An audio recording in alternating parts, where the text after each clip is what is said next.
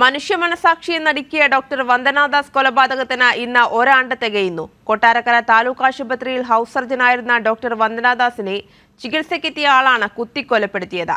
ജാമ്യം ലഭിക്കാതെ ജുഡീഷ്യൽ കസ്റ്റഡിയിൽ കഴിയുന്ന പ്രതി സന്ദീപിന് കടുത്ത ശിക്ഷ ഉറപ്പാക്കാനുള്ള നിയമ നടപടികളുമായി പ്രോസിക്യൂഷൻ മുന്നോട്ട്.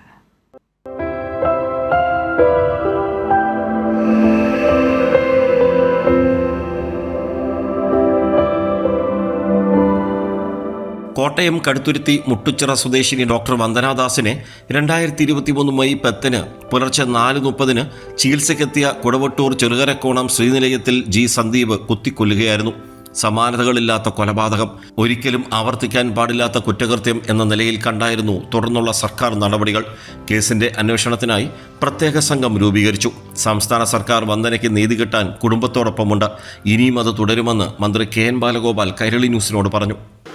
നമ്മുടെ എല്ലാം പ്രിയപ്പെട്ട ഒരു മെഡിക്കൽ ഡോക്ടർ വിദ്യാർത്ഥിനിയായിരുന്ന MBBS വിദ്യാർത്ഥിനിയായിരുന്ന സർജൻസി ആയിരുന്ന വന്ദനാദാസ് വിട പറഞ്ഞിട്ട് 1 വർഷമാവുകയാണ്.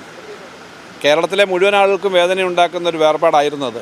കാരണം അത്രയും ദാരുണമായ ഒരു ആക്രമം, കൊലപാതകം അതിലേക്ക് എത്തിയത് കേരളം മുഴുവൻ ഞെട്ടിച്ച സംഭവമാണ്. അതിനെ തുടർന്ന് കേരളം മുഴുവനും ഇത്തരം അക്രമങ്ങൾക്കെതിരെ രംഗത്ത് വന്നു. സർക്കാർ വളരെ സജീവമായ നിലപാടെടുത്തു.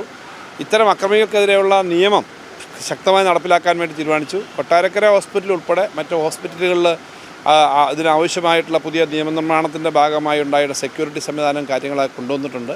ആ കുടുംബത്തിനോട് പരമാവധി അവരുടെ വേർപാടും വിയോഗവും ആർക്കും നികത്താൻ കഴിയുന്ന അല്ലെങ്കിലും ചെയ്യാൻ കഴിയുന്ന എല്ലാ കാര്യങ്ങളും ഇടപെട്ടിട്ട് ബഹുമാനപ്പെട്ട മുഖ്യമന്ത്രി ഉൾപ്പെടെ ആരോഗ്യ വകുപ്പ് ഉൾപ്പെടെ എല്ലാവരും അക്കാര്യത്തിനകത്ത് ഇടപെട്ട് എല്ലാ കാര്യങ്ങളും ചെയ്തിട്ടുണ്ട്. ഇത്തരം സംഭവങ്ങൾ ആവർത്തിക്കില്ല എന്ന് ഉറപ്പാക്കുക എന്നുള്ളതാണ് നമ്മൾ പ്രിയപ്പെട്ട വന്ദനയെ സ്മരിക്കുമ്പോൾ ഏറ്റവും പ്രധാനമായിട്ട് ചെയ്യേണ്ടത്. അതിന് നമുക്ക് ഒരുമിച്ച് മുന്നോട്ട് പോകാം. വന്ദനാദാസ് എന്ന് പറയുന്ന ആ പെൺകുട്ടി കേരളത്തിൽ ഇത്തരം അക്രമമായ സംഭവങ്ങൾ നടത്തുന്ന, ഏറ്റവും നിഷ്ഠൂരമായ പ്രവർത്തനം നടത്തുന്ന ആളുകളെപ്പറ്റി ഓർമ്മിപ്പിക്കാനും അത്തരം സംഭവങ്ങൾ തടയാനും പറ്റുന്ന ഒരു വലിയ ഓർമ്മയായി നമുക്ക് നിൽക്കും. ആ കുട്ടിയുടെ നമ്മുടെ പ്രിയപ്പെട്ട വന്ദനയുടെ അനുസ്മരണത്തിൽ പങ്കുചേരും. സംഭവം നടന്ന് 83-ാം ദിവസം അന്വേഷണ ഉദ്യോഗസ്ഥൻ കൊല്ലം റൂറൽ ജില്ലാ ക്രൈംബ്രാഞ്ച് DYSP MM ജോസ് 1050 പേജുള്ള കുറ്റപത്രം കോടതിയിൽ സമർപ്പിച്ചു.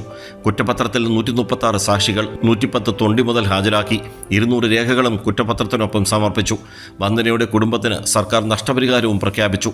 സ്പെഷ്യൽ പ്രോസിക്യൂട്ടറെ നിയമിക്കുന്നതിൽ ഡോക്ടർ വന്ദനയുടെ രക്ഷാകർത്താക്കളുടെ അഭിപ്രായം കൂടി പരിഗണിച്ച് ഡോക്ടർ പ്രതാപ് ജി പടിക്കലിനെ സ്പെഷ്യൽ പബ്ലിക് പ്രോസിക്യൂട്ടറായി നിയമിച്ചു. കേസ് CBI അന്വേഷിക്കണമെന്ന ഡോക്ടർ വന്ദനയുടെ അച്ഛനമ്മമാരുടെ ഹർജി ഹൈക്കോടതി തള്ളിയിരുന്നു. അന്വേഷണത്തിൽ പോലീസ് വീഴ്ച വരുത്തിയിട്ടില്ലെന്നും കേസ് CBIക്ക് വിടേണ്ട സവിശേഷ സാഹചര്യമില്ലെന്നുമായിരുന്നു കോടതിയുടെ കണ്ടെത്തൽ.